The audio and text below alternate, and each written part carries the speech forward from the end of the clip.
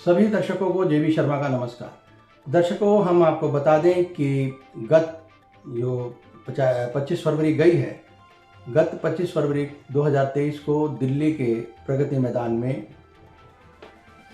शिक्षा मंत्रालय भारत सरकार के अंतर्गत आने वाले एनबीटी यानी राष्ट्रीय पुस्तक न्यास के तत्वाधान में विगत 66 वर्षों से निरंतर रूप में जो अंतर्राष्ट्रीय पुस्तक मेले का आयोजन किया जा रहा है, उसी कड़ी में इस बार भी 25 फरवरी को अंतर्राष्ट्रीय पुस्तक मेले का आयोजन दिल्ली में किया गया। उसके तीसरे दिन यानी 28 फरवरी को हम लोग वहाँ पे पहुँचे तीसरे दिन, और प्रस्तुत है तीसरे दिन के मतलब मेले में तीसरे दिन के अंतर्राष्ट्रीय पुस्तक मेले के तीसरे दिन की रिपोर्ट की कुछ झलकियाँ। दर्शकों, इस वक्त हम प्रगति मैदान के प्रांगण में खड़े हैं और हमारे पीछे है स्टॉल नंबर 5 और आप देख रहे हैं कि जो बुक लवर्स हैं, जब पुस्तक प्रेमी है, मैं दूसरे शब्दों का आना जाना यहाँ पे चल रहा है, काफ़ी लोग भी हो रही है। और हम आपको बता दें कि शिक्षा मंत्रालय के अंतर्गत आने वाले जो एनबीटी है, हमारा जो महकमा है, उसके तत्वाधान में ये विगत 66 वर्षों से ये मेला लगता आ रहा है। और इस बार भी बड़े जोर शोर से 25 फरवरी से शुरू हुआ और आज तीसरा दिन है और 28 फरवरी को हम आए हैं ये रिपोर्ट तैयार करने। राजधानी दिल्ली के प्रगति मैदान में राष्ट्रीय पुस्तक न्यास भारत द्वारा एक विश्व पुस्तक मेले का आयोजन किया गया। आपको बता दें, इसमें देश और विदेश से आए प्रकाशकों ने हिस्सा लिया। नई दिल्ली विश्व पुस्तक मेले में मौजूद विशाल साहित्य संग्रह इस बात की गवाही देता है कि आधुनिक युग में आदमी को पुस्तकों से जो ज्ञान मिल सकता है वो शायद कहीं और से नहीं।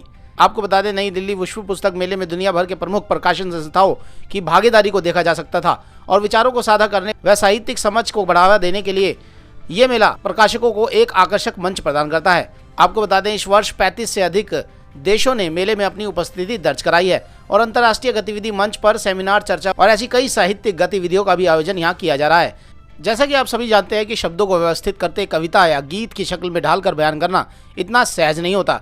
ये कुछ ही कलाकारों के बस की बात होता है। ऐसे ही कलाकार और साथ ही साथ कुशल व्यक्ति से इस मेले में हमारी मुलाकात हुई, जिनका नाम था डॉक्टर राजेश कुमार मंगला, जिन्होंने हाल ही में पलवल स्थित श्री विश्वकर्मा कौशल विद्यालय के लिए कुलगीत लिखकर अपनी लेखनी का लोहा मनवाया है, जिसके लिए उन्हें हरियाणा के राज्यपाल बंडारू दत्तात्रेय द्वारा सम्मानित भी किया गया है। हमारे सभी दर्शकों को नमस्कार। दर्शकों, इस वक्त हम शिक्षा मंत्रालय के अंतर्गत आने वाले विभाग के डिपार्टमेंट के नेशनल बुक ट्रस्ट यानी राष्ट्रीय पुस्तक न्यास के अंतर्गत विगत 66 वर्षों से प्रगति मैदान पर अंतर्राष्ट्रीय स्तर पर पुस्तक लगाया जाता है। तो उसी कड़ी में इस वर्ष जो पुस्तक मेला 25 फरवरी से जो शुरू हुआ है, उसके हम दूसरे तीसरे दिन यहाँ पर पहुँचे हैं और हमारे साथ पलवल से हैं ऑथर हैं डॉक्टर राजेश मंगला जी। तो इन्होंने जहाँ एक और पुस्तकें लिखी हैं, वहाँ जहाँ एक यूनिवर्सिटी है जो कि हरियाणा सरकार के अंतर्गत आती है, वैसे विश्व की वो 6ठे स्तर पर है, लेकिन जहाँ तक हरियाणा की बात करें या उसकी, तो इसके हरियाणा सरकार द्वारा स्थापित की गई है, विश्व की 6ठे रैंक की है। और उनके लिए इन्होंने कुलगीत लिखा है और जो विश्वकर्मा कौशल विश्वविद्यालय और अंग्रेजी में हम कहेंगे इसको skill university, Shri Vishwakarma skill university, ये 6th रैंक पर है अगर हम वर्ल्ड वाइड देखते हैं। तो मेरे साथ ऑथर हैं डॉक्टर राजेश मंगला, इन्होंने इंग्लिश लिटरेचर में डॉक्टरेट कर रखी है। तो आज अच्छा मौका है, इनसे हम कहेंगे कुछ कुलगीत की अगर हम बात करें जिस यूनिवर्सिटी के लिए आपने लिखा है, तो उसके बोल क्या कहते हैं? कुछ संस्कृत की है, कुछ हिंदी है और कुछ क्या, कैसे प्रेरणा मिली और किस तरह से आप ये वो गीत पूरा किया? बहुत चैलेंजिंग सा है। जी हाँ, ये बड़ी एक लंबी कहानी है सर। ये विश्वकर्मा जो ये श्री विश्वकर्मा स्किल यूनिवर्सिटी है, ये विश्व की 6ठी रैंक की यूनिवर्सिटी है और भारत सरकार की पहली यूनिवर्सिटी है और जिसे हरियाणा सरकार ने स्थापित की। इसके करीब 150 कंट्री से इसके टाइप्स हैं। अच्छा। तो करीब 1.5 साल पहले मेरी पहली किताब का विमोचन माननीय वाइस चांसलर महोदय श्री राज नेहरू जी ने किया था। तो लंबी उन्होंने पूरी किताब पढ़ने के बाद मुझे एक ऑफ़र दिया, मेरे लिए बहुत बड़ा ब्रेक थ्रू था। और ये था कि उन्होंने पूछा कि आप हमारी यूनिवर्सिटी के लिए कुलगीत लिख पाओगे। तो बड़ा चैलेंजिंग था उस समय, क्योंकि हम एक एक सामान्य एक राइटर के लिए बड़ा मुश्किल होता है इतनी बड़ी ऑफर को डील करना। फिर भी जब ईश्वर की कृपा होती है और बड़ों का आशीर्वाद होता है तब आदमी कामयाब हो जाता है। तो मैंने बड़ी मेहनत के बाद, करीब साल भर की मेहनत के बाद 40-50 वर्जन इसके लिखे। और इसमें सर हैरानी वाली बात ये थी कि 40 से 50 कंडीशन मुझे दी गई थी माननीय वीसी साहब द्वारा, जिसमें एंटरप्रेन्योरशिप का जिक्र भी हो। उस जो सुखद अनुभूति है जो आपने महामहिम के साथ साझा की, कुछ वो जो है खुशनुमा पल जो है हमारे दर्शकों के लिए आप साझा करें और गीत के बोल हैं वो सुनाएं। ये विशेषतः नौजवानों के लिए है, क्योंकि रोज़गार का हमारे देश में अभाव है और माननीय प्रधानमंत्री जी का भी कहना है कि हम रोज़गार देने वाले हैं।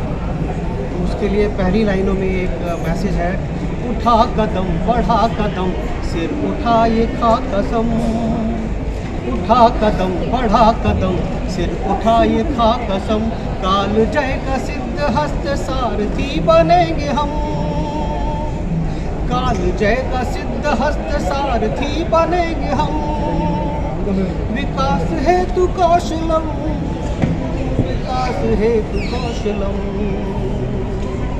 विकास हेतु कौशलम, विकास हेतु कौशलम। इसकी 4 पंक्ति सर अंतिम में जरूर सुनाना चाहूँगा कि तक्षशिला सा भव्यतम किरीट नग नवीनतम, विश्व जय को गढ़ रहा विश्वकर्मा गुरु, विश्वकर्मा गुरु, दामिनी सा उद्यमी यामिनी का धोएतम, श्रेष्ठता का श्रेष्ठतम, विकास हेतु कौशलम, विकास हेतु कौशलम। गीत भी श्रेष्ठतम, और वो आपने एक शब्द इस्तेमाल किया है नीड, नीड है ना, नीड, नीड, उस नीड का क्या मतलब है? मैंने तो कहीं पढ़ा था एक घोंसला होता है, क्या? सबसे बड़ी बात है कि नीड घोंसला होता है, इसे आवास भी कहते हैं, घर भी कहते हैं।